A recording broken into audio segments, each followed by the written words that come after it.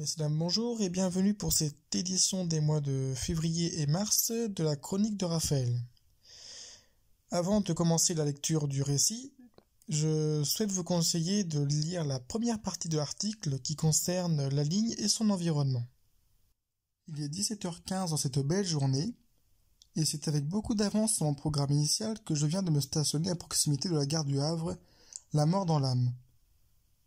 Je connais parfaitement la raison de cet état, étant un passionné du rail, pour ne pas dire plus.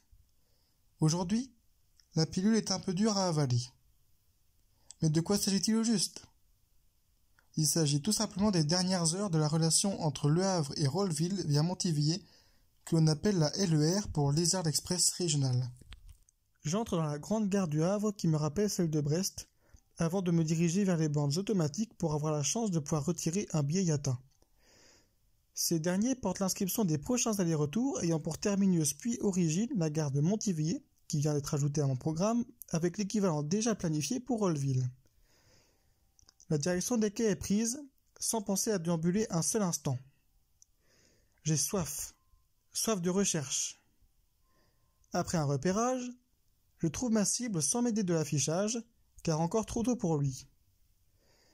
Pour la cible, il s'agit précisément de l'X 73 553, placé sur la voie 3, qui va assurer le TER numéro 850 238 à destination de Montivilliers.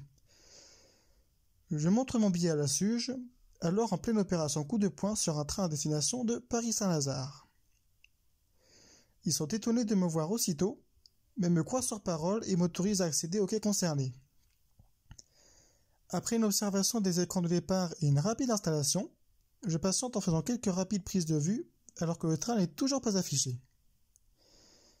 Le placement sélectionné est dans le sens contraire de la marche, dans un carré choisi à l'avance, un peu comme à l'accoutumée.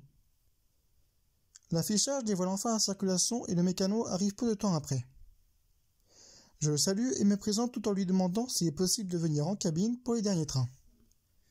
Il me répond en me disant que c'est un contexte exceptionnel et nous fait comprendre que toute personne faisant la démarche pourrait entrer. Un jeune homme qui s'est récemment installé dans le carré voisin n'a pas perdu une miette de cet échange.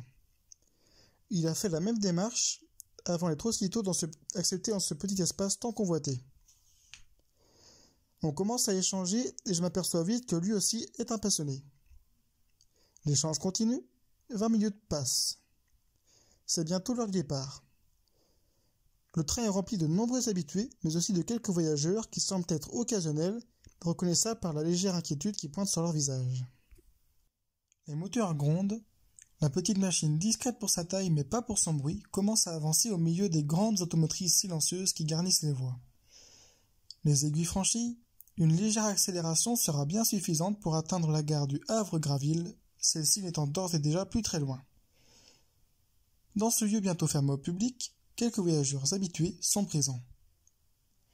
Le voyage continue. Harfleur halte, Jacques Monod la demi-lieu, etc. Au cours de ce voyage, il était possible d'apercevoir de nombreux photographes venus pour l'occasion qui capturent tous ces moments placés au bord de la voie. Prochain arrêt, Montivilliers. Pendant ce changement de sens, on sort afin de faire quelques photos pour ensuite rentrer de nouveau dans l'autre cabine. Les échanges s'enchaînent, mais pas qu'à l'oral. Un nouveau numéro de sillon est lui aussi attribué, c'est celui du TER numéro 850 249. Le retour est semblable à l'aller et passe aussi vite. Nous sommes donc déjà en gare du Havre, avec une arrivée sur la voie 5. On le sait tous dans un coin de notre esprit, le prochain sera le dernier, mais nous ne serons pas seuls. Sur ce quai, un groupe de personnes est présent. Depuis notre arrivée, il ne cesse de prendre de l'ampleur. Il est composé de quelques habitués, de nombreux voyageurs du coin venus pour l'occasion et de la moitié des mécaniciens du dépôt local. Le nombre de personnes en cabine augmente sérieusement, de même que l'ambiance qui passe de plaisante à excellente. Ça rigole bien, peut-être même pour masquer la peine généralisée liée à cette fin d'exploitation. Une de plus. En effet, le Nord reste cependant en vue avec la préparation de la nouvelle mission à assurer sous l'indicatif TER numéro 850 264. L'heure du départ approche, je pose mon téléphone au format 16:9, mais il ne tient pas. L'autre format, le 9/16, Tiens mieux mais ferme le champ de vision. N'ayant plus beaucoup de temps, je ne fais pas le difficile, ça tourne. Dès le départ, le sifflet balance les décibels, chronique d'une fin de vie annoncée. On plaisante bien à bord. Le sifflet vit sa vie et des petits groupes de personnes difficilement supérieures à 5 montent à chaque arrêt. Le cortège grandit. À Épouville, on passe au niveau supérieur. Les premiers pétards sont placés et le sifflet tombe malade devant un groupe d'une dizaine de personnes, bien supérieurs à ceux des arrêts précédents. Cette dernière remontée est bien remplie. Du peu que j'ai pu voir, il y a autant d'ambiance en cabine que du côté des autres voyageurs. Qu'elle est bien remarquable cette arrivée à Rolleville. Des pétards sont de nouveau placés en parfaite concordance avec le sifflet qui chante la gorge sèche. Tiens bon. Le convoi est attendu au milieu de ce qui est un joyeux bordel, lui donnant malgré tout un air triomphal. Devant le butoir, la machine respire, le flot de voyageurs se déverse, les cornes se reposent, bref, la magie opère désormais à l'extérieur. Les mécanos partent faire la pause avec le titulaire du jour devant leur machine, l'ensemble dominant un lieu encore bien marqué par une certaine identité ferroviaire. Ça mitraille tous azimuts, sans y être étranger, bien évidemment. Qui sait, ces clichés deviendront peut-être emblématiques. Ça parle beaucoup dans cette gare qui n'a pas dû voir une telle excitation depuis le passage de l'autorail Picasso il y a à peine plus de quelques heures. Manque de chance, ce sera la dernière. Pendant ce temps, je produis quelques documents d'archives avant de revenir sur le quai, plus précisément à l'avant de la machine où déjà quelques idées pour un retour festif fusent. Pétard, douce mélodie à 2 notes, drapeau rouge, torche, etc. Aussitôt dit, aussitôt fait. Il ne faut pas attendre bien longtemps pour voir la mise en place des drapeaux rouges. Au milieu de tout cela, je m'apprêtais à faire une photo de l'équipement avant son départ, quand, soudainement, mon regard se perd sur une dame à l'air hagard. Elle regarde le train d'un regard implacable, en proie à une vive émotion. Je blanchis sur place en la voyant ainsi, ne serait-ce qu'un court instant. Qu'elle est bien triste devant ce dernier convoi. Les yeux d'une couleur chaude mais sombre à la fois surmontés d'une pellicule d'eau. Mais elle reste digne, et jusqu'au bout.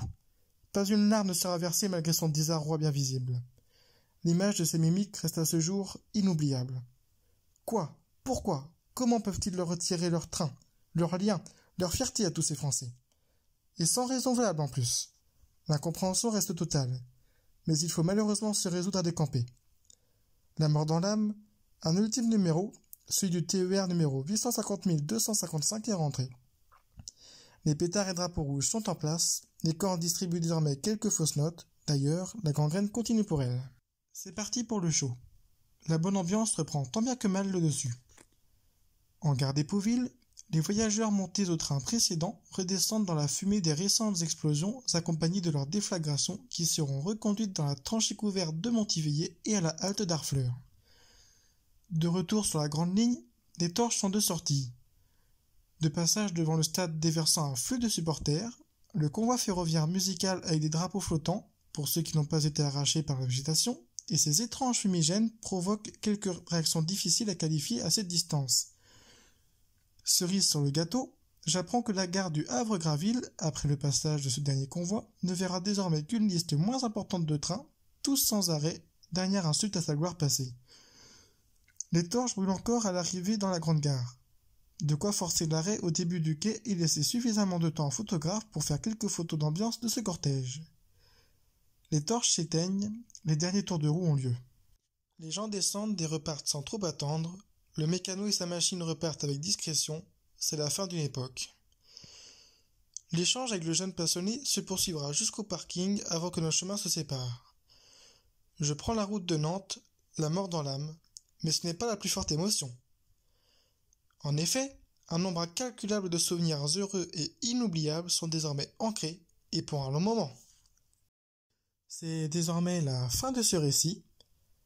Pour les personnes intéressées, une vidéocabine tournée lors de l'avant-dernier train sur cette ligne est disponible en partie 2.2 de cet article. La Compagnie internationale du train espère que cet article vous aura plu. Elle souhaite également vous retrouver très prochainement sur son site internet. Et enfin, les compagnons du train vous souhaitent une agréable continuation.